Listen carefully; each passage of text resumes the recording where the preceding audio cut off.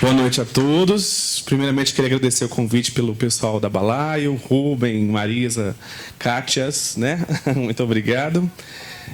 Queria dizer que particularmente achei o tema do seminário muito oportuno. Eu acho que realmente as atividades de cultura vão construir os empregos do futuro. Eu acho que a gente não tem como fugir disso. Tem a missão aqui de falar depois da ótica acadêmica e da ótica do poder público, né? Pela ótica do setor privado na figura do patrocinador. E espero que contemple as dúvidas e questionamentos de vocês, tá bom? Antes de trazer as respostas, eu quero falar um pouquinho sobre o Grupo Algar, para trazer um institucional, para quem ainda não conhece na íntegra, né? Então, o Grupo Algar, né, foi fundado pelo senhor Alexandrino Garcia, e daí vem o nome do grupo, né, das iniciais do seu nome. E ele tinha isso muito forte, que era trabalhar para servir a comunidade. A gente tem isso nos históricos, nos depoimentos que ele gravou. É um grupo empresarial empreendedor e de controle familiar, né, gestão profissional. Esse é o prédio da holding, da sede da empresa. Hoje nós temos quase 20 mil associados, que é como nós chamamos os funcionários da empresa. E depois de muitos anos de amadurecimento de gestão e de governança, a gente chegou nesses 3 setores de atuação. Hoje o grupo está focado nisso, em TIC, né, tecnologias da informação e das comunicações, entretenimento e no setor de agro. Por mim, tudo bem, eu estou tranquilo. Para representar os setores, nós sempre trouxemos, né, no TIC tem Algar Telecom e Algar Tech. No setor de entretenimento, eu vou destacar apenas 2, né, que é a Costa do Sauípe e o Rio Quente Resorts, em Goiás. E na parte de agro, Algar Farming, né, que são a gestão das fazendas do grupo, né, no território nacional. Falamos das unidades corporativas, essa é a sede, pode passar, por favor. Nós temos o CSC, né, que é um centro de serviços compartilhados do grupo que trabalha com todos os setores concentrados num único prédio para otimizar recursos e ganhar em escala, né, porque a gente agora tem, imagina, num único prédio, o setor financeiro, jurídico, administrativo das empresas todos concentrados num único lugar. Então, a gente ganhou muito em vários aspectos. Nós temos a Universidade Corporativa do Grupo, que trabalha formando as médias e altas lideranças do Grupo Algar. E nós temos também, né, a instituição que eu vim representando, que é o Instituto Algar. Mas eu queria falar que, acho que melhor do que eu falar um pouquinho do Instituto, eu queria mostrar um vídeo para vocês conhecerem um pouquinho do nosso trabalho.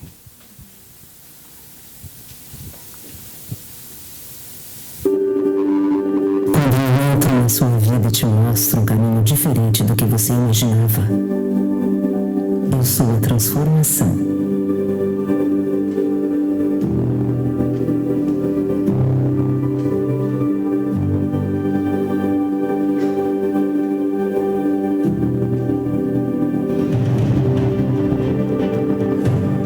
Eu sou o impulso quando você sabe o que fazer e eu te dou o que você precisa para tentar. Quando você me olha e o meu olhar transforma o seu jeito de pensar e te coloca em contato com as suas raízes, eu sou a cultura.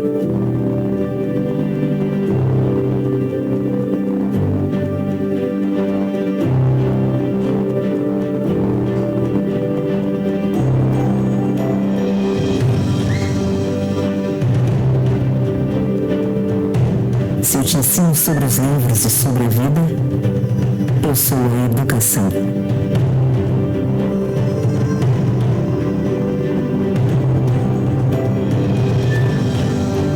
Eu sou o esforço no dia em que eu acredito em você. E isso te faz superar todos os limites.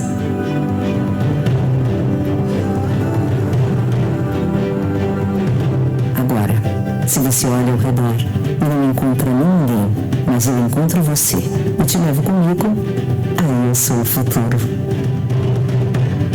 Eu sou a soma de milhares de pessoas, oportunidades e sonhos. Eu sou o Instituto Algar.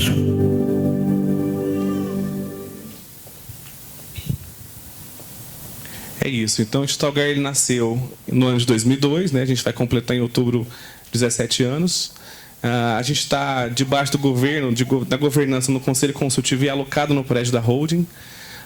Nós temos a titulação de OCIP desde 2007 e nós estamos presentes em 30 cidades. Ali está 7, no vídeo está 8, mas 8 estados, né?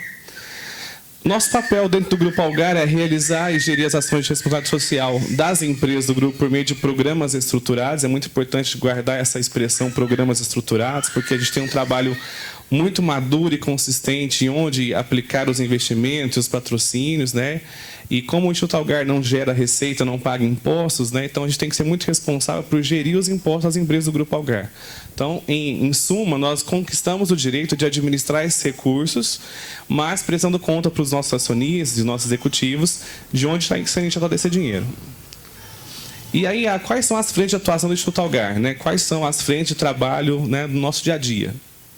Nós trabalhamos com as frentes de educação, cultura, na frente social, e nós temos conquistado cada dia mais espaço e experiência, né, na questão esportiva. Só um parênteses, a gente recebeu ano passado, ano retrasado, né, uma titulação em Belo Horizonte, vamos receber da Secretaria de Esportes o título de uma das 3 empresas que mais investiram em esporte naquele ano. Então a gente tem conquistado um espaço nisso também.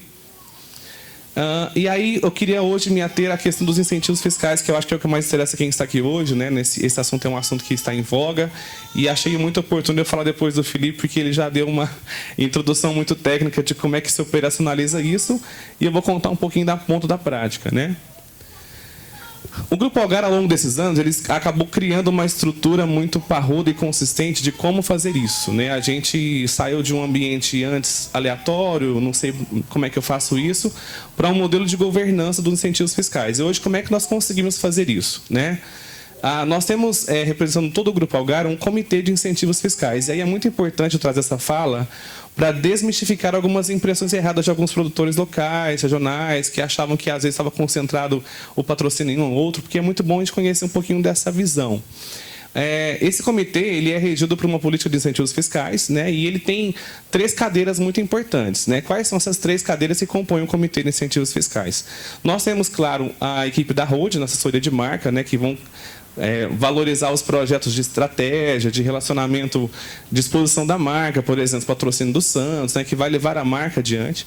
Nós temos uma cadeira de projetos promocionais, que é a cadeira da Algar Telecom, que hoje é a nossa empresa que gera o maior número de receita e, consequentemente, de impostos, então tem o maior potencial de incentivo.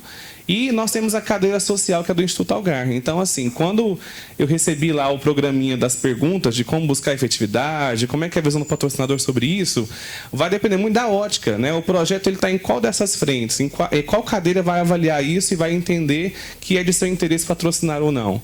Porque, às vezes, as pessoas questionavam o Instituto não patrocinar porque não tinha a ótica que o Instituto busca, que é a questão do social.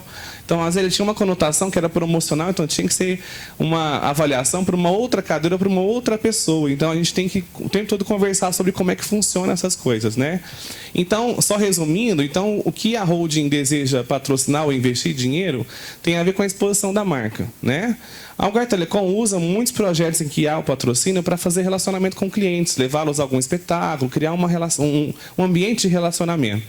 E o Instituto Algar trabalha para fazer o relacionamento com a comunidade. Então, são projetos sociais que vai atingir lá a periferia e vai criar um braço onde a política pública, às vezes, não consegue chegar com algum recurso lá, né, naquelas pessoas que são menos favorecidas. E aí eu trouxe aqui também, para quem tem interesse em conhecer, os critérios gerais de patrocínio dos projetos, né? Então, quais são as premissas que nós trouxemos aqui para vocês conhecerem? Então, a primeira, está aprovado pelo órgão avaliador pertinente à lei que se destina, então, Ministério de Cultura, Esporte, secretarias, etc.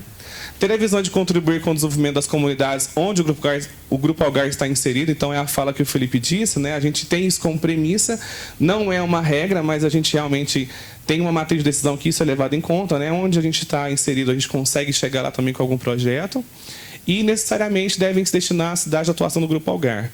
Então, assim, existem exceções? Existem, mas nós avaliamos, né, bem tecnicamente qual é o impacto disso, se tem uma pegada de transformação naquela comunidade, mesmo que não seja uma cidade em que há atuação de negócio do Grupo Algar.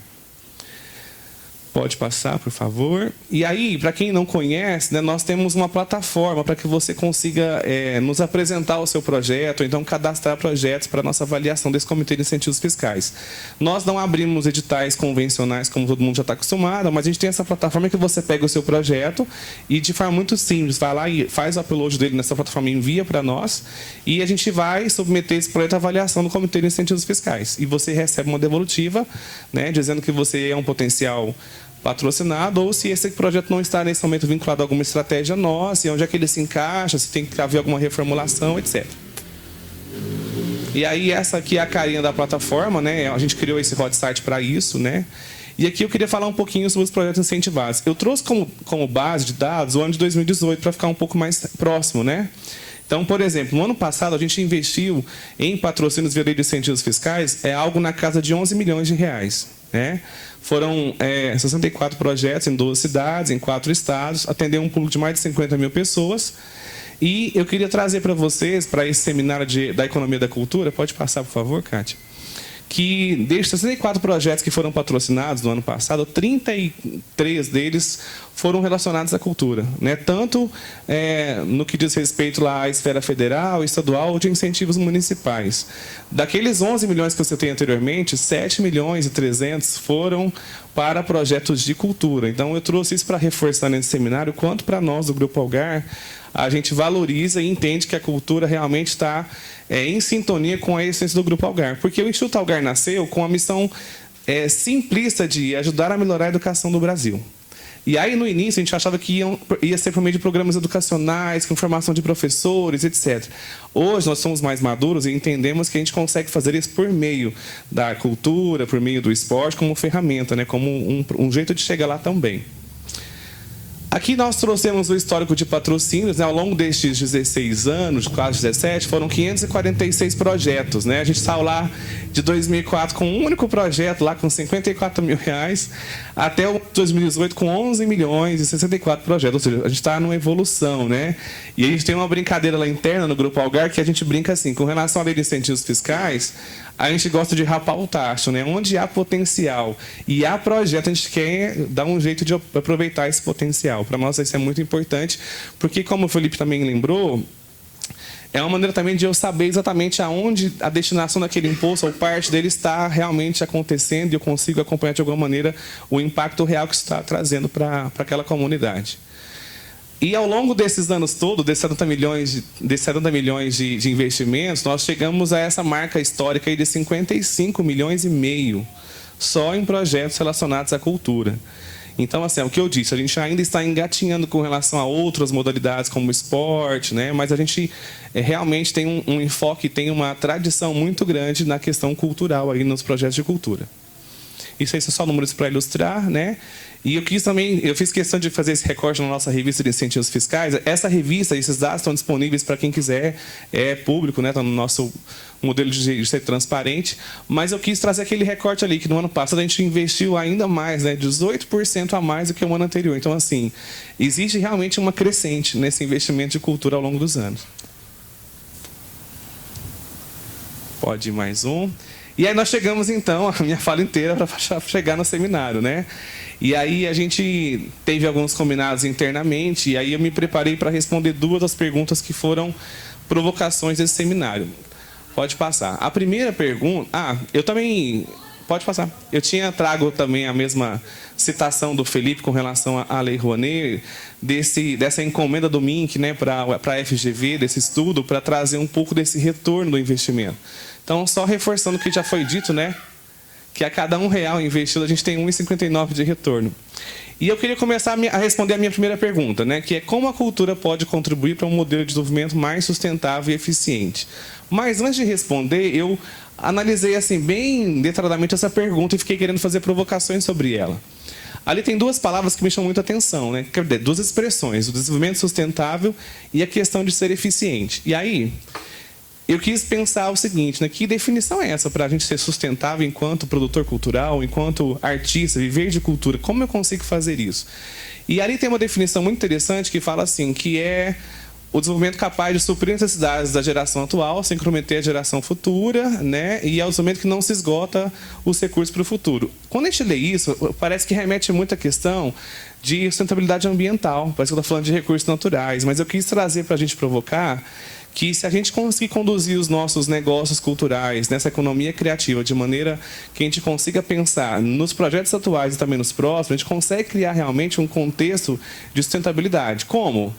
Tendo cartas na manga, não ficando refém de alguns mecanismos, né? Tendo outras possibilidades que não só as leis de incentivos fiscais, por exemplo. Né? Aproveitando, por exemplo, um projeto que é patrocinado pela lei de incentivo fiscal para ser uma grande vitrine, para que a gente consiga angariar outros tipos de recursos e outros tipos de apoio. Né?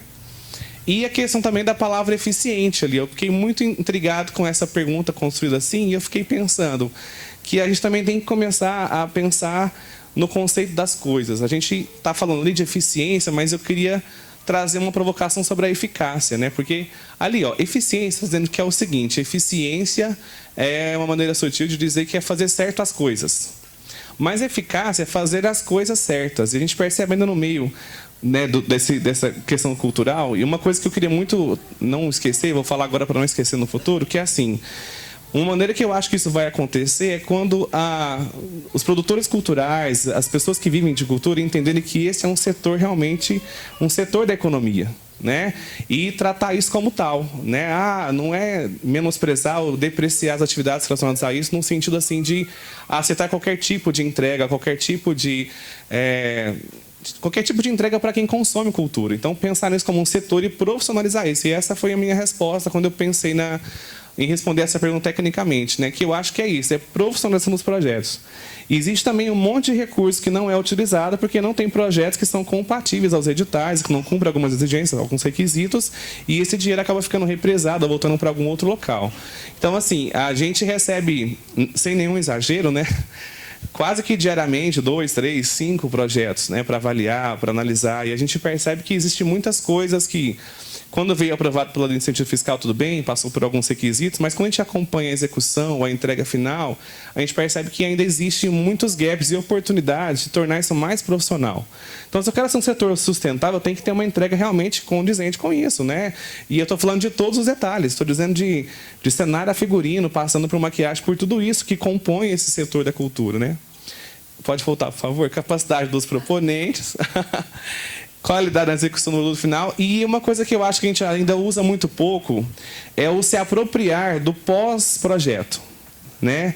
É o legado que aquele projeto que eu fiz durante 12 meses, por exemplo, que ele deixou para a instituição, ou para o grupo teatral, ou para aquelas pessoas que empreenderam naquele projeto. Eu acho que a gente usa muito pouco isso ainda, as alianças, os relacionamentos, as articulações que aquele projeto que tinha 12 meses e um dinheiro só para aquele, podem proporcionar para além daquilo, né? Para além dessa possibilidade. Até brinquei, por exemplo, na questão de aliança ali, por exemplo, talvez na execução não estava contemplado a exibir isso numa empresa privada, numa Semana Interna de Prevenção de Trabalho, mas aquela iniciativa do grupo pode proporcionar que aquele grupo fosse mais conhecido e talvez numa próxima oportunidade fosse contratado realmente, né, com remuneração para fazer um espetáculo, para trabalhar.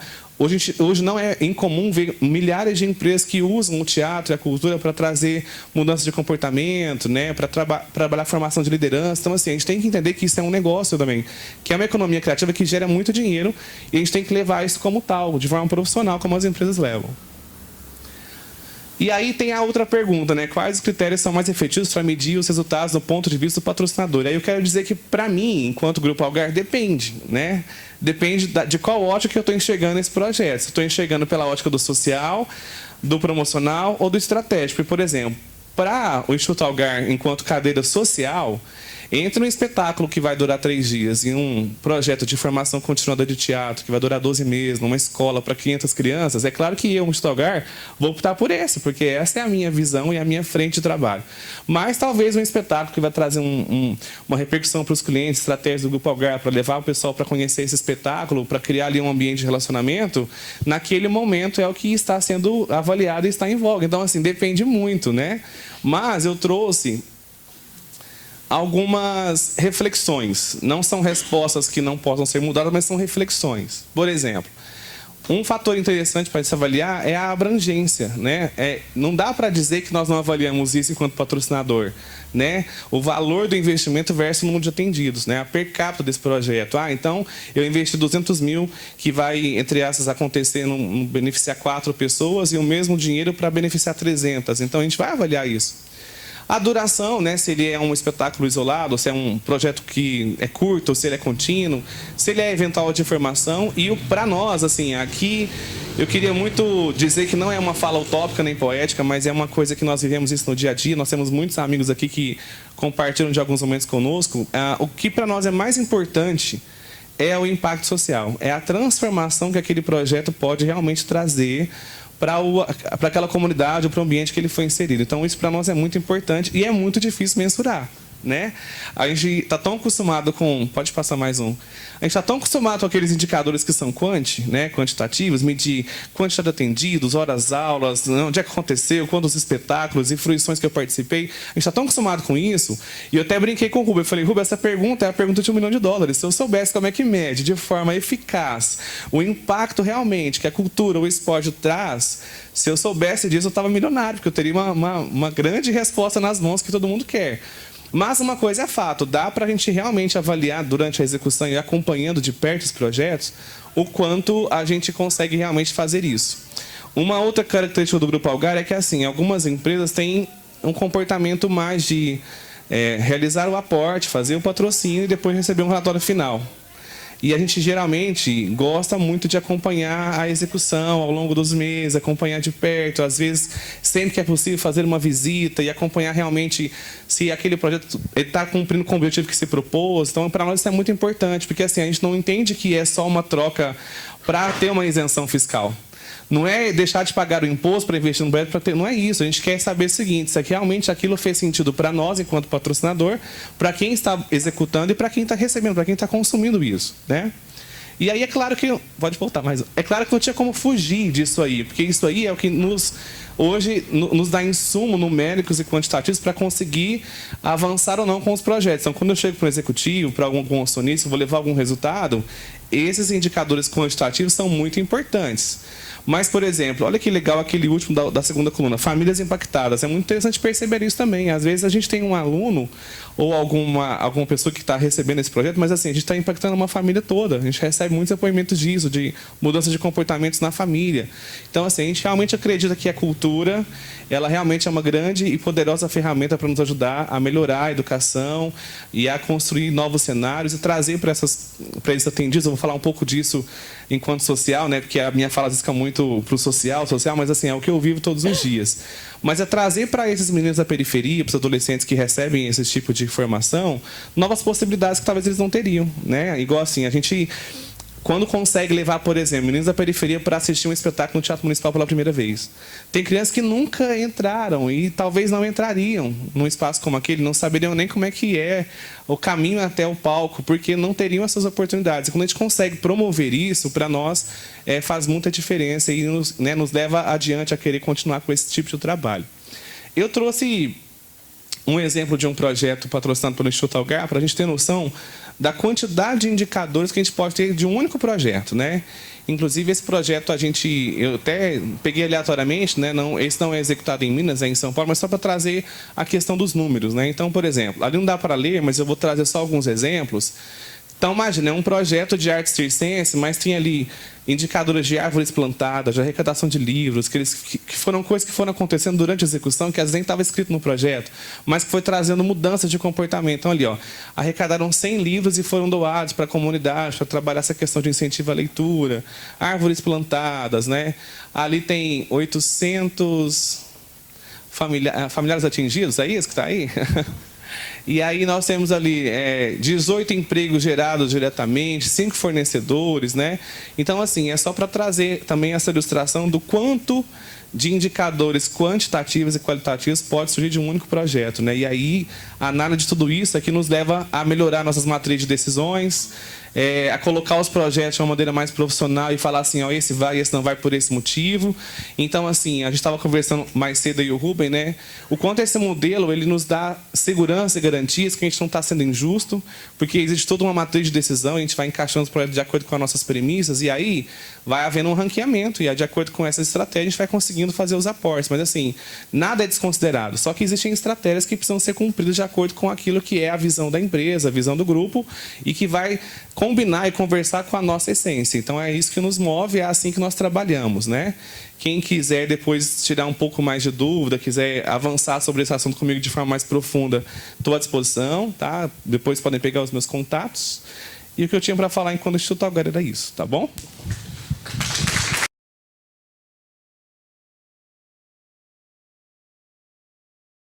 Boa noite. Já começamos aqui em Uberlândia no ano passado, né? Nós patrocinamos também aquele grande encontro do coral, né? Vozes Cantam a Paz, que fizemos em Ouro Fino e também aqui em Uberlândia. O tempo, vou acelerar um pouco mais, tá?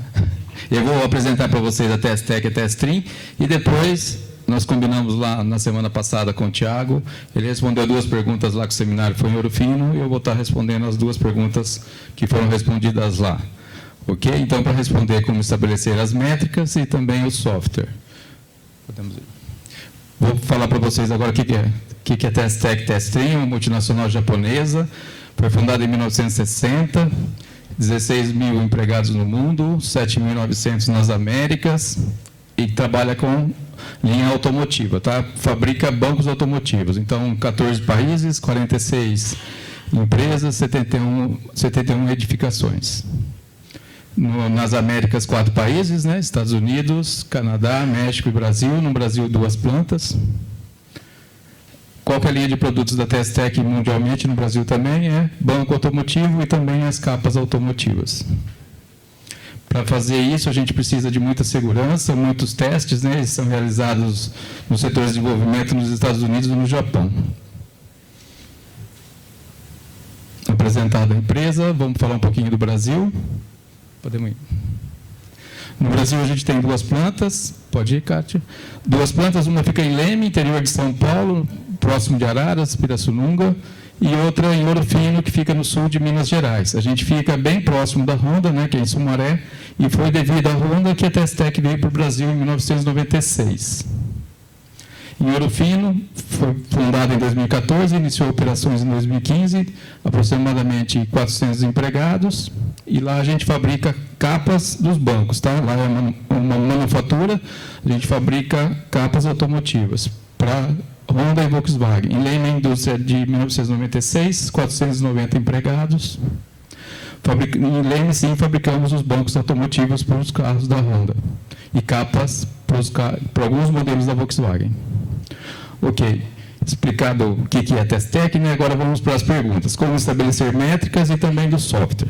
Na TestTech a gente trabalha um pouco diferente do que a maioria das outras empresas, tá? A gente não trabalhamos com projetos com incentivo fiscal para a marca, para propaganda, a gente trabalha só social. Então, o nosso foco ele é 100% social. A gente também tem todos os manuais, políticas, só que o nosso foco vai ser sempre social e sempre na comunidade. Por isso que a gente trabalha em Leme e também em Ouro Fino.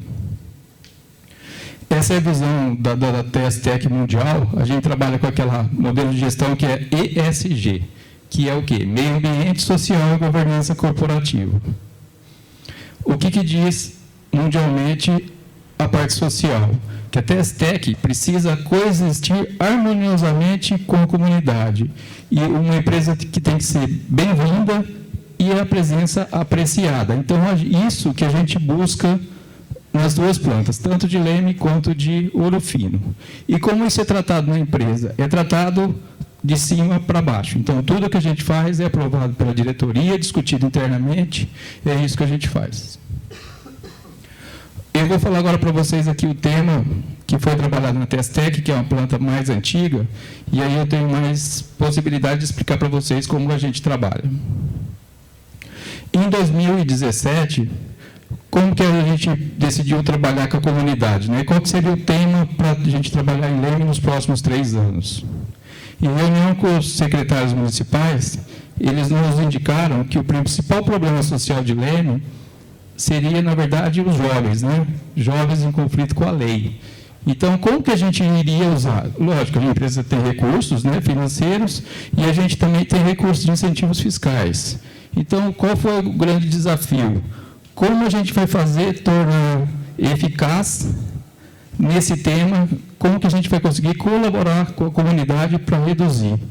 Nessa mesma época, eu já conhecia o Balaio do Cerrado. Nós fizemos, na verdade, um contrato, né, Rubem? Do quê? De assessoria, para eles nos auxiliar a entender o que, de fato, a gente poderia fazer para, de fato, tentar ajudar a reduzir esses números. Claro que teve um papel fundamental do judiciário, tá? Então, o judiciário teve muito interesse nesse tema, né? Participou ativamente com a gente tem dados estatísticos. Podemos ir? Podemos ir. Podemos ir. Então, o tema foi a gente tentar reduzir esse número de crianças. Fizemos esse evento na Testec em 2017, em abril, e no mesmo ano foi fundado o Comitê Coragem, que eu vou falar um pouco mais à frente sobre ele. Tá? Então, ali tem todos os segmentos da sociedade de Leme, judiciário, tiro de guerra, pessoal do Plácio da Viel, igrejas evangélicas, associação comercial. Como que a gente vai medir as eficácias? Né? Qual foi o conceito e a definição das métricas? Nós fizemos em 2017 um concurso de redação na cidade. E qual que era o tema? A cidade que eu quero para mim. Então, esse foi feito na rede pública, né, e também na particular. Aí são as tabulações. Tudo isso foi tabulado por nossos voluntários. Tá? Só que o que chamou muita atenção, que o grande resultado, na verdade, do que os jovens, os adolescentes, eles pleitearam, o que eles viam como futuro, eram as necessidades básicas. Né? Então, 60% das ideias voltadas a meio ambiente, segurança pública, saúde e violência. Então, não tinha nada muito diferente do que as condições básicas, né, de sobrevivência. Para a gente trabalhar com as métricas, todos os nossos projetos, né, assim como o Tiago explicou também, tem as métricas, tem a metodologia. E o que a gente está trabalhando?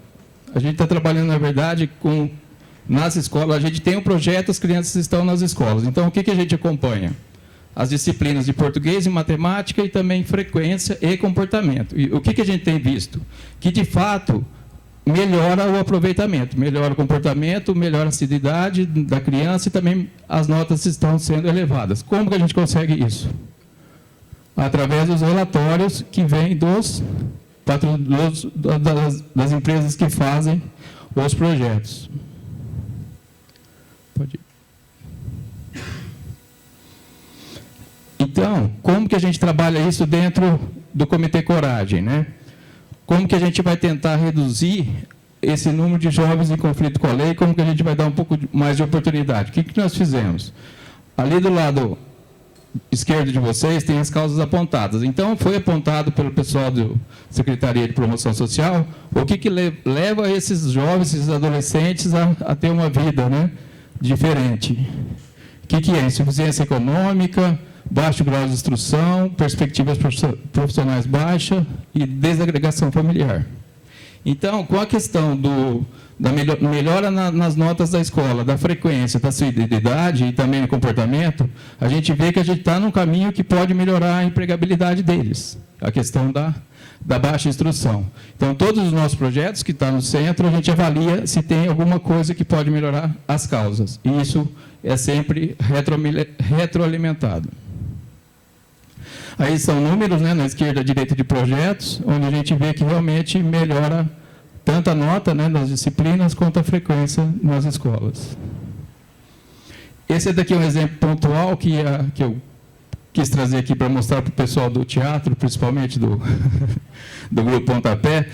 Essa menininha ali que está na direita, na verdade, ela foi eleita num teatro na sala de aula. Não, teatro, foi mostra de teatro, né? Então, isso aqui é diferente das nossas métricas, tá? Isso aqui é aquilo que nos surpreende, aquilo que vai aparecer espontaneamente como uma oportunidade de algumas crianças, né? Então, aquela criança ali, ela foi a melhor atriz, né? Só que ela tem uma vida terrível, né? Ela estava, na verdade, ela tem mais 3 irmãos e ela estava já 1 ano fora da família, né? Tinha sido tirado pelo judiciário, né? Então, uma história difícil e mesmo assim ela conseguiu fazer algo, né, em benefício dela. Então, para 2019, além das crianças, a gente está trabalhando também pelo Comitê Coragem com os familiares. Então, além dos projetos, então não é só incentivo fiscal. A gente tem também voluntários, então o que a gente tem que fazer? Incluir os familiares nesses projetos. O que é o Comitê Coragem, né? Rapidamente, são todas as entidades da cidade de Leme, né? Todos os poderes. A gente trabalhou em 2017, desculpa que está pequena ali, nós estávamos trabalhando com os projetos em parceria com o pessoal da SADES, né, da promoção social. Por que nós não conseguimos ter um bom aproveitamento? Porque faltava público, né? Faltava muito público. A gente tinha os projetos, tinha as oportunidades, só que tinha poucas crianças. Então, migramos para a Secretaria da Educação, então a gente consegue hoje, a maioria dos nossos projetos a gente coloca na grade da Secretaria da Educação Municipal. Só que a partir de 2019, por conta de ter que trabalhar também com os familiares, a gente está repassando os projetos para os parceiros, para as entidades assistenciais, né? A APAS, Plácida. Nessa conversa de projetos, de crianças, de nota, o que se fez necessário? Um sistema, né? Uma loucura no começo, que nós começamos a imaginar, mas ele é importante a médio e longo prazo. Porque o que nós vamos conseguir fazer? A gente vai conseguir acompanhar as crianças, acompanhar a evolução e ver realmente se a gente está tendo essa tal da eficácia mesmo. O que tem nesse sistema? Na verdade, é um software, ele tem todas as informações de todas as escolas, ele tem contido também, lógico, todos os alunos, todas as informações do judiciário, lógico, de forma confidencial, com acesso restrito, é introduzido nesse sistema também, e também todos os projetos que realiza na cidade, a gente faz esse cruzamento das crianças, dos projetos com as delinquências. E no final de tudo isso, qual que é o objetivo disso, né? O objetivo disso, na verdade, é o que está no canto inferior direito. É o quê? É o mapeamento da cidade. O que a gente consegue mapear em Leme? Onde tem os problemas, né? As dificuldades dos adolescentes versus os projetos que estão sendo realizados. Aí, o que a gente consegue fazer? Tentar jogar projeto para aqueles bairros menos favorecidos. Então, a gente tem todos os algoritmos, né? Todas as métricas do sistema. E aí é o exemplo dos bairros da cidade. E tudo isso que eu comentei no início, tudo isso é feito com o aval da diretoria, e tudo que nós fizemos até agora, desde 2017, ele é documentado. Então, a gente tem documentos de acordo com o judiciário, com o prefeito municipal, todas as decisões que a gente faz de mudança do que a gente vai fazer nos próximos anos é documentado. Então, tudo isso é feito para a gente verificar se a gente consegue apoiar aquilo que a comunidade solicitou. Eu vou mostrar agora a TestStream, os projetos envolvidos. Só vou dar uma paradinha aqui, só para explicar para vocês a TestStream. Em Leme, a gente tem o tema, que é a questão dos adolescentes. Em Ouro Fino, a gente ainda não tem o tema. Então, como que surgiu a ideia de a gente patrocinar junto aqui com o Uberlândia? Foi para a gente tentar identificar o que a gente precisa fazer em Ouro Fino. A gente vê que Ouro Fino, não sei se vocês conhecem, deve conhecer por causa do Menino da Porteira, óbvio, né? Tem muito essa questão que as cidades ao redor vivem das malharias, e Ouro Fino não.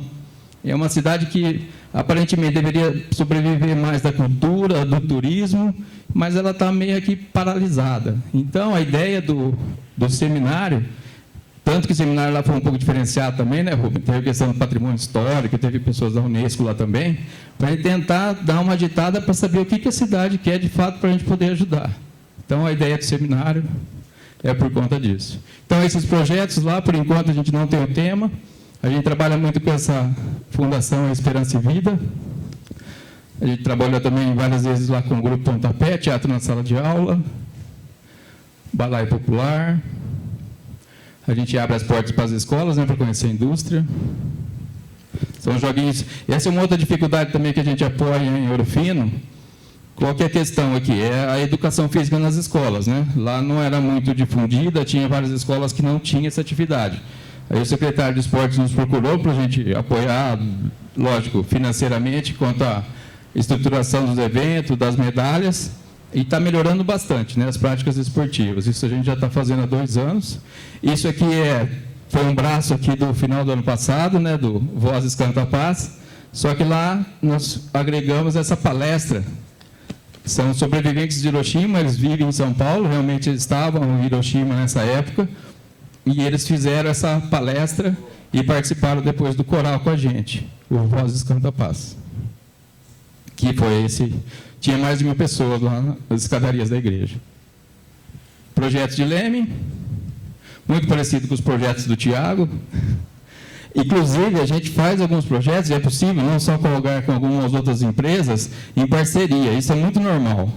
Você não tem o dinheiro integral para captar um projeto, mas você tem outras empresas que têm uma parte. Então, você consegue fazer aquele projeto em várias cidades, né? Só que o público reduz um pouco, mas a gente já fez alguns projetos, né, Tiago? Esse aqui também é um outro também de grafito, esse é bem legal, a gente está repetindo esse ano. Esse é o Dança Bacana, também do Dança. Esse é o Pirueta, que o Tiago mostrou também, do Pirueta também. E esse é um projeto que a gente tem... Já faz, esse daqui, na verdade, é o primeiro projeto que nós tivemos quando começamos a trabalhar com incentivo fiscal. Depois eu preciso pegar até autorização com o Felipe, acho que ele foi embora, né? Para mim poder divulgar quando você falou em Ouro Fino também, quando você fala dos empresários, que eles têm medo de... Na verdade, é o contrário, eles têm medo de ser fiscalizados, por isso que eles não aportam, né? Então, se permitir, depois eu vou usar esse vídeo seu. E vou ver se tem um amigo seu em São Paulo para falar a mesma coisa. Porque ele tem dificuldade... Porque o que a gente entende? Se mais indústrias, né, mais empresas aportassem, a gente tinha muito mais projetos, né? A gente, ao invés de 100 crianças, 500 crianças, né? Mas tem esse fantasma, infelizmente, ainda, mas vamos superar. Esse projeto aqui, foi o primeiro, né, esporte em Leme, e o trânsito de bicicleta em Leme, ele é terrível, né? As pessoas não respeitam as leis de trânsito de bicicleta, e esse projeto a gente tenta fazer a educação já das crianças já. Eu acho que eu consegui o tempo, né, Kátia? Pessoal, muito obrigado. Queria primeiro agradecer ao Balaio do Cerrado pela oportunidade de estar novamente no seminário. Eu acompanho esse seminário já há muito tempo e é um seminário que é pioneiro do ponto de vista da inclusão desse tema da economia, da cultura, sob essa perspectiva da economia. Então, queria agradecer essa oportunidade de estar aqui de novo e vendo como as coisas vão avançando. Ao mesmo tempo, queria parabenizar muito a UGAR, a TSTEC, a Secretaria de Cultura, pela parceria com esse projeto também. Porque, para além da questão da presencial que está aqui, isso tem muito desdobramento, né? Isso tem muitos resultados, articulações, exatamente o que estava sendo falado do legado. Então, acho que essa é uma ação que ela tem desdobramentos certos e, por isso, muito importante. Parabéns a vocês que participaram. Eu vou trazer uma abordagem que é um pouco diferente da abordagem que foi feita até agora, porque é uma abordagem que está mais relacionada a como é que as ações culturais, como é que a política cultural pode pensar em processos de avaliação e de criação de indicadores, numa perspectiva que mescla uma visão geral, mas também a experiência que a gente está tendo na Fundação Cláudio Salgado hoje, a partir de uma série de procedimentos e de questões. Então, ela está um pouco mesclada, vou tentar também ter velocidade, mas é para trazer essa outra perspectiva que é complementar a esse olhar das empresas patrocinadoras. Pode passar. Primeiro, eu acho que é muito importante que a gente tenha consciência da necessidade de se criar realmente indicadores para a área cultural. É um processo que a área social já passou, que a área ambiental já passou, e que eu acho que a cultura vive de maneira mais longa, né, a cultura e as artes, uma necessidade e desafio de estabelecer indicadores que consigam medir e traduzir seu alto potencial de impacto humano, social e econômico, que é o que todo mundo já falou aqui. para a gente estabelecer métricas e indicadores que compensem nossa ausência histórica de estatísticas com padrões coerentes, né? A gente precisa tentar estabelecer essas métricas que compensem essa ausência histórica, porque muitas vezes nossa maior dificuldade é que a gente chega e a gente não tem com o que comparar, mas a gente tem que começar a fazer, porque senão a gente não vai ter nunca com o que comparar.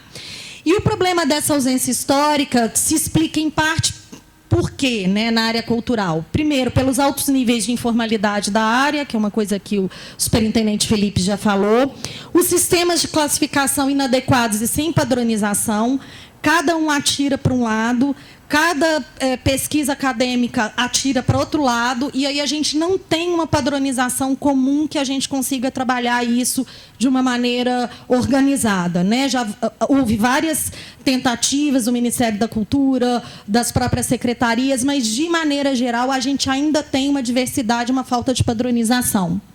Velocidade das mudanças na forma de consumo e na distribuição com as novas tecnologias, isso também mudou e faz a gente mudar muito o tempo inteiro a forma de avaliar. Falta de investimentos em pesquisas e avaliações. Há pelo menos 15 anos se discute com o IBGE de uma criação de conta satélite para a cultura, para que se possa efetivamente estudar e saber o que é a cultura e mapear a cultura no país, mas nunca conseguiu chegar a um desenho disso efetivamente. Então, a gente tem muitas fotografias, porque você tem lá pesquisas de períodos, mas você não tem um acompanhamento formal, como a França já criou há 50 anos atrás, e tem essa referência histórica lá por meio da conta satélite nos órgãos de pesquisa do país. E inconstância das políticas públicas em função de compromissos políticos irregulares. Então, você não tem também uma continuidade, o que também acaba acarretando uma dificuldade de se medir de maneira efetiva as atividades culturais. O que são indicadores, né? Os indicadores mostram, ou são medidas que mostram, o progresso em direção ou a obtenção aos resultados. Eles são evidência observável e imensurável da mudança e demonstram se o resultado está sendo cumprido. São geridos a partir de um fluxo de dados consistente e a definição de variáveis e parâmetros consistentes que permitem fazer um acompanhamento constante do desempenho global das atividades culturais e criativas. Ou seja, a definição de indicador já é um desafio para a área cultural, da gente conseguir implementar aquilo tudo ali numa atividade que seja. Mas esse é o indicador que é efetivo, que é real, que é aquele que consegue chegar num resultado real. A gente tem, né, como todo mundo sabe, a divisão entre indicadores qualitativos e quantitativos. E algo que é muito importante, que os indicadores eles devem ser realistas, mensuráveis e facilitadores. Há muita confusão também numa expectativa de se criar indicadores e, muitas vezes, se desvia da finalidade da ação cultural, se desvia da finalidade da ação final para poder criar na área meio, então, uma série de tentativas de indicadores, de medições, etc. Então, isso também é muito importante, que ele seja um facilitador, que ele seja realmente um apoio para a tomada de decisão, para avaliação de rumo, para correção de rumo. A construção de indicadores de cultura hoje demanda inovação e conhecimento profundo da área. Não é possível se falar em criação de indicador de cultura sem conhecer o que é atividade cultural, os desafios da contemporaneidade e inovação, porque, de maneira geral, a gente não tem recursos para poder fazer a medição. Então, isso tem que estar de maneira muito criativa. Um programa de avaliação ele deve estabelecer os critérios de avaliação, criar e estabelecer os indicadores e métricas e ter aplicação e monitoramento no que é essa curva de um processo contínuo. 5 fatores que podem influenciar de maneira direta a criação dos indicadores. O que, né? Qual é a condição, o comportamento ou a característica do que será medido. Isso tudo tem que ser antecedente, a gente tem que estar trabalhando antes. Quem? Qual é a população-alvo beneficiada a ser medida, avaliada, né? O nível de satisfação. Qual é o grau de mudança que se espera, que aí a gente tem que fazer essa meta, vamos dizer assim. A quantidade ou os níveis de mudança entre a população-alvo que indicaria um nível de sucesso de realização. isso também tem que estar previsto antecipadamente, criar linhas de base de atuação para você poder entender o que você e onde você quer chegar, e o período em que essa mudança deve ocorrer ou que se pretende acompanhar. Né? Eu tenho um período determinado, eu tenho, não, é uma ação contínua que eu vou fazer acompanhamento direto. Pode passar. Trazendo, então, para a realidade da Fundação Clóvis Salgado, o que é a Fundação? Né? A Fundação é uma entidade vinculada ao Sistema Estadual de Cultura, é uma fundação, então pertence à administração indireta da Secretaria de Estado de Cultura, e é uma entidade que atua nas áreas de produção, criação e formação cultural. Então, nós gerimos alguns espaços, aí a parte de fruição. Esses espaços são o Palácio das Artes, a Serraria Souza Pinto, Câmara 7, Casa da Fotografia de Minas Gerais, o Cefarte Andradas e o Cefarte Liberdade, que são espaços de formação, mas que também têm atividade de fruição, e o Centro Técnico de Produção e Formação Raul Belém Machado. Todos esses espaços estão em Belo Horizonte, com exceção do CTP, que está em Sabará. O Cefarte é a área que, como eu falei, que cuida da parte de formação, é uma escola com oferta de cursos técnicos na área de teatro, dança e música, e cursos livres, cursos que têm titulação, mas não técnicos, nas áreas além dessas três, de artes visuais e tecnologia da cena. Hoje tem aproximadamente 1.000 alunos, são 1.058 alunos, divididos naquelas duas unidades, e o Cefarte Andradas, que nós estamos preparando para poder receber os alunos também. E desenvolve atividades de pesquisa, como residências artísticas, tem os grupos jovens. Pode passar. Tem ainda um trabalho muito forte de criação artística, com os 3 corpos artísticos que estão sob a gestão da Fundação Clóvis Salgado, que são a Orquestra Sinfônica, o Coral Lírico e a Companhia de Dança Palácio das Artes.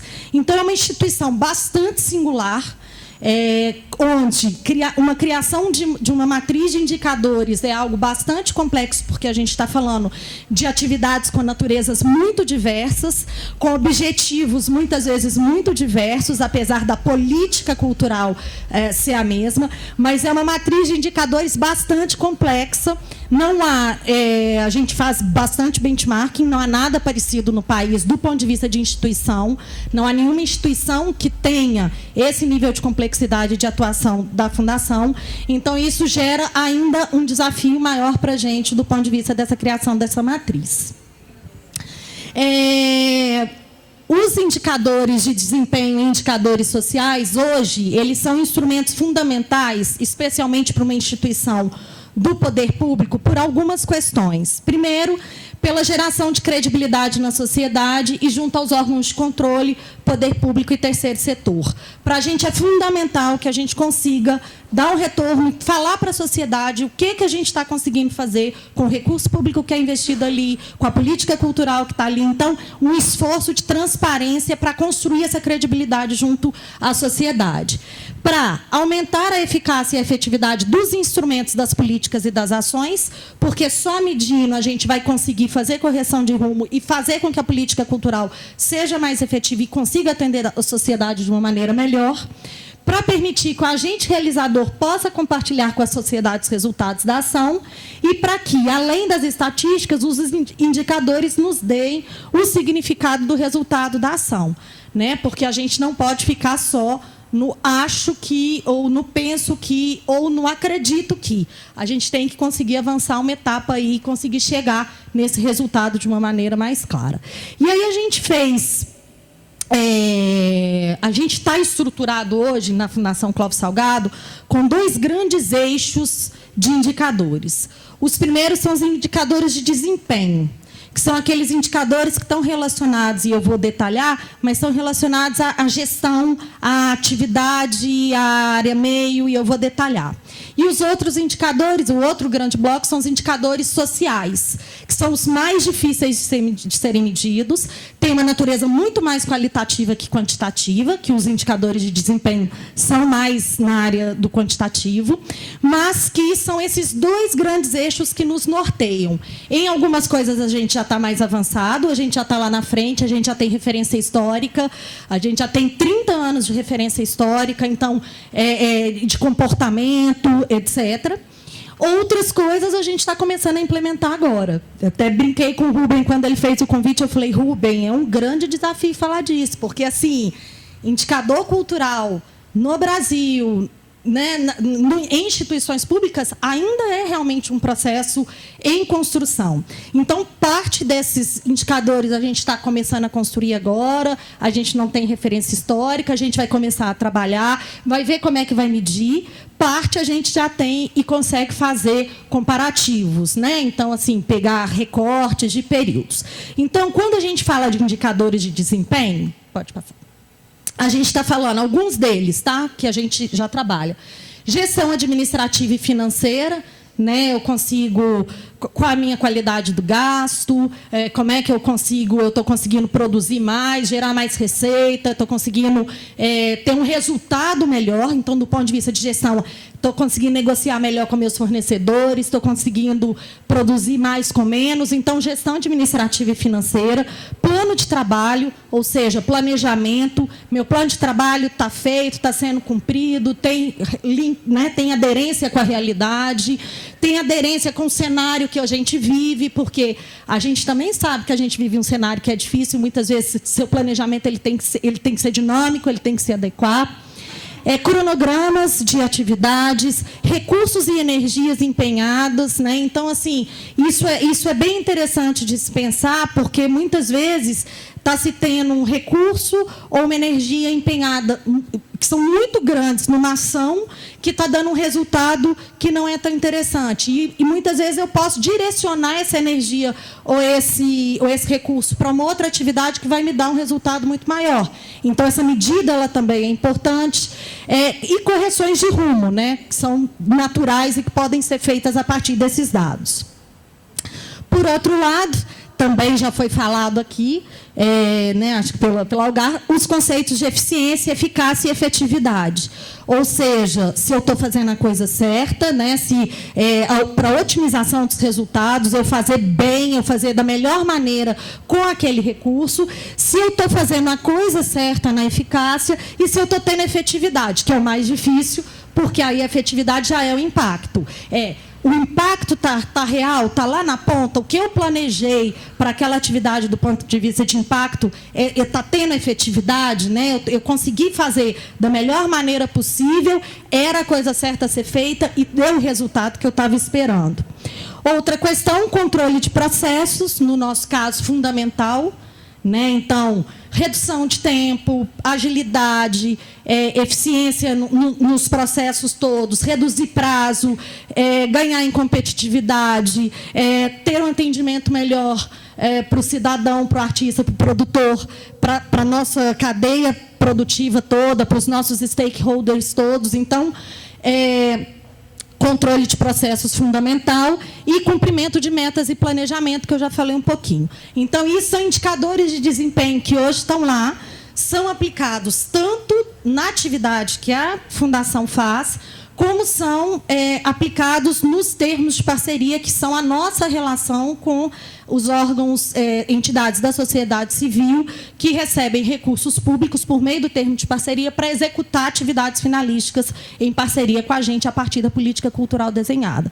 Então, esses indicadores, essas métricas, elas estão presentes de maneira permanente nessa avaliação de desempenho. Já os indicadores sociais, eles ajudam a descobrir se as ações estão tendo um efeito positivo sobre a sociedade. Propomos a utilização de indicadores sociais e econômicos, ou seja, a gente, hoje, dentro da Fundação, a gente usa o conceito de indicadores econômicos dentro dos indicadores sociais, para avaliação da efetividade da política cultural e de seus programas, com evidências dos impactos sociais e econômicos. Critérios de avaliação e criação de indicadores, no caso dos indicadores sociais.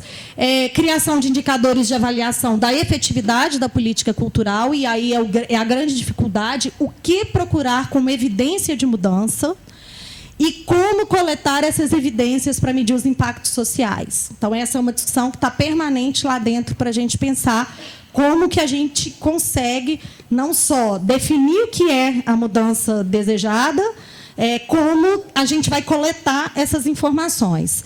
Criação de indicadores antecedentes, que são aqueles que sinalizam o movimento em determinada direção, e indicadores de resultado, que são os efeitos sobre o que já ocorreu. Então, também indicadores nas duas situações, porque algumas coisas a gente só vai conseguir medir o comportamento. E estruturação de métodos quantitativos, dados qualitativos e modelo de abordagem de coleta de dados. A gente acredita muito que, para um modelo efetivo de avaliação funcionar, né, para um modelo funcionar efetivamente, ele precisa ter dados qualitativos, metodologia qualitativa, metodologia quantitativa e métodos de coleta desses dados e de sistematização que sejam robustos. Então, no caso dos indicadores sociais, que é o grande desafio, alguns deles que a gente está apresentando aqui para vocês. Pode passar. Primeiro, dos indicadores econômicos. Empregos e renda gerados, né? Então, aí, como o Felipe mostrou, não só os empregos diretos, a cadeia produtiva que está mobilizada, mas impactos efetivamente econômicos, né? Assim, a gente comentava que os Estados Unidos têm um grande avanço nesse sentido. Ele consegue calcular o ticket médio. A partir do ticket médio, quanto que essas pessoas gastam em outras atividades, da babá, que tem que ficar com os filhos para os pais irem, ao transporte, se é coletivo, se é não sei o quê, ao combustível, ao estacionamento, ao restaurante, ao vestuário. Então, é uma cadeia que a gente mobiliza, fora a que está direta, né? Fora a nossa atuação direta na atividade em si, que é muito grande e que precisa ser contabilizada ou ser, pelo menos, pensada. Já existem alguns avanços, mas são também pontuais, de pesquisas aqui no Brasil, por exemplo, disso, com o Festival de Ópera de Manaus. Eles começaram a fazer uma pesquisa, e aí é super interessante, porque eles conseguem descobrir, eles já fazem um trabalho. Então, eles sabem que 7 hotéis abriram por causa desse processo, que X cruzeiros internacionais passam a estar em Manaus naquele período por causa da ópera, que X lojas de produtos de música abriram na cidade em função do festival, e aí é toda uma cadeia que é isso, que não necessariamente está direta relacionada ao nosso projeto, mas que você consegue, de alguma maneira, pelo menos listar aquilo que você está movimentando. Serviços e setores mobilizados, que é isso que eu falei, aqueles mobilizados diretamente e os indiretamente, né? Teve um período em Belo Horizonte, hoje não mais, mas teve um período em Belo Horizonte que todos os donos de restaurante falavam que sabiam exatamente a hora que tinha acabado o espetáculo no Palácio das Artes. Acabou o espetáculo, os restaurantes enchiam. Hoje não mais, óbvio, né? A cidade já cresceu muito, e estou falando de 25 anos atrás, mas eles falavam, a gente sabe a hora que o espetáculo acabou pelo público chegando aqui do Palácio das Artes. Então, é uma cadeia, realmente, que a gente sabe que a gente movimenta, mas a gente tem dificuldade de mapear. Impacto econômico local ou regional, né? Então, também tentar mapear isso, e aí seja pela geração de tributos, seja pela utilização de empresas locais, né? Então, assim, quantos por cento do meu projeto eu estou usando de empresas locais, e com isso eu estou movimentando essa economia local, que é isso que Felipe falou, e, por exemplo, desse dado de 60% voltado para a ocupação dentro de um projeto. Mas qual é o impacto do meu projeto na utilização, por exemplo, do produtor da ação local? Uma outra questão é que os indicadores eles precisam ser criados por categorias da política ou ação cultural, que foi o que ele chamou de tema, né? Mas, então, eu divido em dois grandes blocos para se pensar nesses indicadores. Áreas de atuação. Então, se eu vou pensar em criar indicadores para museus, centros culturais, bibliotecas, atividades de formação, cinemas, são indicadores diferentes para cada uma dessas atividades, e tem não só metas e métricas diferentes, mas tem características diferentes por causa de comportamento. Então, por isso, a necessidade que eu falei lá atrás de ter um conhecimento profundo da cultura, porque, senão, muitas vezes, você está medindo uma coisa numa ação cultural que não tem real impacto nenhum. Aquele indicador ele não representa nada, né? Ou aquele indicador ele pode parecer que é muito pequeno, que tem um impacto muito pequeno, mas dependendo do contexto, ele tem um impacto gigantesco. Aquilo ali é uma vitória profunda e é uma demonstração de transformação social. Então, a preocupação de se criar indicadores que sejam muito adequados nesse sentido. E o outro eixo, objetivos: descentralização, interiorização, profissionalização, empoderamento, empreendedorismo. Qual é o objetivo que eu estou trabalhando para eu poder tentar criar um indicador que tenha relação com esse tema, com essa política, com esse objetivo, essa finalidade da minha ação, para que aí eu possa ter um indicador que realmente vai medir meu desejo de transformação social e cultural. Por outro lado, cumprimento da missão, né? Então, assim, e aí é o mais difícil de medir, mas efeitos da transformação social e impactos sobre os bens públicos ou políticas públicas. Então, aí, primeiro, efeitos da transformação social é fazer medida, efetivamente, do efeito que a minha ação tem em curto, médio, longo prazo, como transformação daquela sociedade, daquela comunidade, e se essa ação tem impacto sobre políticas públicas ou sobre ações outras, que é o que a gente falou de legado, de resultados, etc.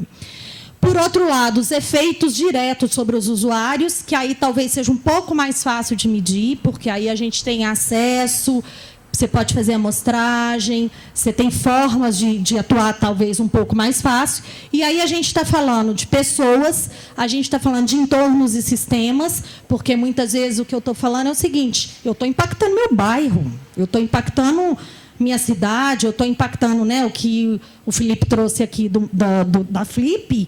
É isso, assim, a Flip já deixou de impactar ali um núcleo central da cidade há pelo menos 15 anos, assim, ele já tem esse impacto realmente para a cidade, para o entorno, para a região. E as organizações e instituições da sociedade civil, que impacto minha ação tem para essas entidades. Alcance e abrangência, que também já foi falado aqui, né? Isso também é uma medida que é importante, qual é o alcance, qual é a minha abrangência, e esses são métricas que são importantes, e é isso que eu falava, que elas precisam ser estimadas antecipadamente. Eu não posso nem superestimar, nem subestimar. Eu tenho que trabalhar dentro daquele contexto que está ali, e aí eu conseguir criar esse indicador para ver se eu estou tendo resultado ou não. Atendimento da ação, né? E reputação e reconhecimento. O indicador social ele também permite essa avaliação de reputação e reconhecimento, seja do projeto, seja do artista, seja da criação artística, seja da ação cultural, seja da empresa patrocinadora, seja da entidade realizadora. Está acabando. Então, é isso que eu falei. É preciso ter um programa estruturado de indicadores. A gente precisa ter a relação com esse fluxo. Pode passar, porque aí eu vou só mostrar. Pode passar. O que a gente está fazendo na Fundação? São mais 4 slides só, rapidinho, mas para a gente entender. Então, aqui está estruturado nos eixos de atuação. Do ponto de vista de fruição cultural, quais são os indicadores que a gente está começando a trabalhar? Público por espaço, por atividade, por período. Público por atividade versus custo do acesso. Né? Então, começando a cruzar esses dados, se a gente oferta uma atividade que ela é mais cara, eu estou impactando para ter menos público ou não? Isso está sendo indiferente? Qual é o comportamento? Número de apresentações e atividades artísticas oferecidas, percentual de ocupação das atividades. Então, a gente pega todas as atividades, faz um percentual de avaliação por atividade. Percentual de ocupação, desculpa. Percentual de ingressos gratuitos, público presente nas atividades e estudo de comportamento de consumo. Então, agora a gente está começando a fazer, estamos começando agora, nesse momento, fazer estudo para entender quantos % de público que veio no mês X provavelmente é um público novo, é um público que nunca comprou pelo ingresso rápido, que é a nossa etiqueteira. Por exemplo, a gente teve um dado que eu fiquei impressionada. Assim, 60% nos 4 primeiros meses do ano era um público que nunca tinham comprado no ingresso rápido, estavam comprando pela primeira vez. Não necessariamente isso significa que isso é um público novo. Isso pode ser uma mudança de comportamento do público que deixou de comprar na bilheteria e passou a comprar pela virtual. Mas é um indicador importante. Provavelmente, parcela disso eu estou trazendo nova. Então, estamos começando a fazer, nesse momento, esse tipo de estudo. Nível de satisfação do público, participação do público na programação, que é isso que eu falei, frequência, características de consumo. Então, isso tanto a partir de pesquisa, sistema de registro, diversos dados que a gente está coletando para poder fazer cruzamento. Características do público a partir de pesquisa e sistematização. Qual é a faixa etária por cada comportamento? Qual é a origem geográfica? Qual é a origem socioeconômica? Preferências do público por área cultural, linguagem artística, o que tem tido mais resultado, o que não tem, o que teve público, o que não teve. Publicações produzidas, virtuais ou não. Então, quais são as publicações que a gente faz, que a gente coloca junto, entende que é junto com o número de atividades. Formação de novos públicos, como atrair esses novos públicos e como garantir que são novos públicos, que é o que a gente também está tentando construir. O projeto educativo, atendimentos a alunos, e o projeto educativo, atendimento aos profissionais da educação. Então, não só os alunos, mas a capacitação dos professores e dos facilitadores. Do ponto de vista de comunicação, relacionamento e stakeholders, a gente está fazendo número de inserções sobre a fundação ou suas atividades culturais nos veículos de comunicação, avaliação qualitativa dessas publicações, acessos no site da Fundação, acesso nas redes sociais, número de seguidores, quais são os acessos, qual é o nível de engajamento desse seguidor, se ele se comunica com a gente, se ele não se comunica, se ele é o mesmo cara que frequenta, se ele é o mesmo cara que está em outros meios, número de ações feitas em parceria com outras instituições. Uma das nossas metas hoje é reabrir a instituição para a sociedade, para as parcerias. Então, isso entra como indicador porque a gente quer ampliar o número de ações em parcerias. E eu não estou falando só com patrocinador, não. Estou falando geração de conteúdo com outras entidades, outros museus, instituições culturais. Então, é o número de relações que a gente faz de parceria com a sociedade. Diversidade de parceiros, que é essa outra que eu estava falando, assim, ampliar e ter uma diversidade de características de parceiros, e reputação, que aí a gente tem feito por meio de avaliação focal. Pela própria equipe, num trabalho artesanal, mas entendendo quais são os principais pontos da fundação, o que a gente precisa melhorar, o que tem de reputação, comportamento, etc. Sustentabilidade e cadeia produtiva. Número de parcerias e prospecção de investimentos, investimentos privados fora do Estado, percentual de captação em relação a outras fontes ou a receita operacional, qualidade da gestão, que é isso que eu tinha falado lá atrás, né, como indicador de desempenho, geração de empregos, renda e atividades econômicas e setores mobilizados dentro de cada ação. E, por fim, formação e mediação.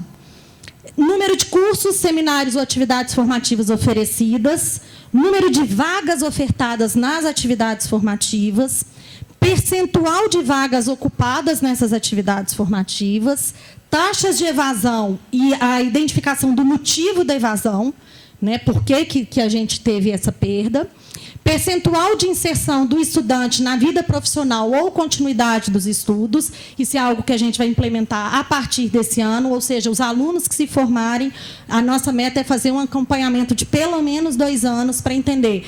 Esse jovem está indo para a universidade, esse jovem está dando continuidade na sua atividade formativa, ele está na atividade profissional, ele montou um grupo, ele tem atividade de pesquisa, ele tem atividade acadêmica. Então, um acompanhamento pós-saída da fundação. A gente vai fazer a partir desse ano.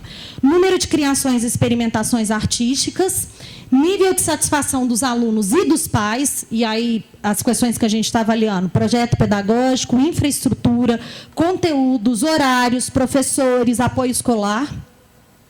Nível de satisfação dos professores, que isso é algo no setor público que vocês podem imaginar o desafio que é, né? Então, assim, a gente tem conversado muito para poder tentar entender. Públicos recebidos na mediação, geração de oportunidades de acesso. Aí é o quê? A gente tem um espetáculo X, a gente tem oportunidade de acesso no espetáculo, na oficina, com gratuidade. Então, qual é o número de geração de oportunidades de acesso para a sociedade e geração de conteúdo crítico e de reflexão, que é o que a gente está chamando de mediação crítica, que a gente também está reimplementando na Fundação. Acho que acabou. Não, agora é o fim. Criação dos corpos artísticos. Eu falei que era complexo.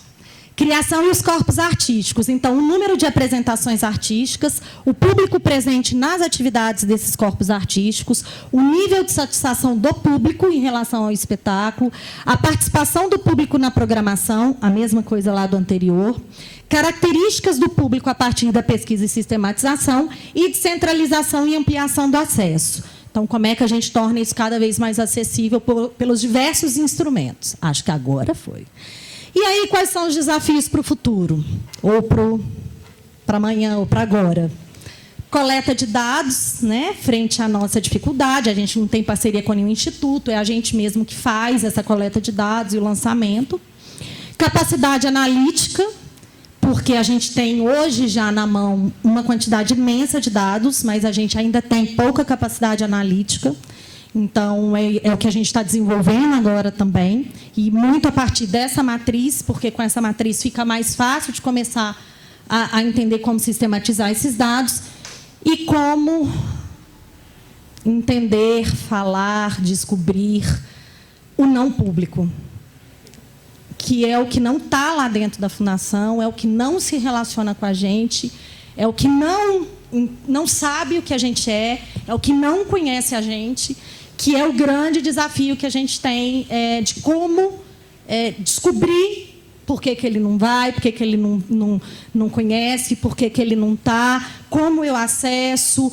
Então, de tudo, né, o não público é, sem dúvida nenhuma, o mais desafiante. Desculpem que eu me estendi muito, mas, como vocês viram, é complexo.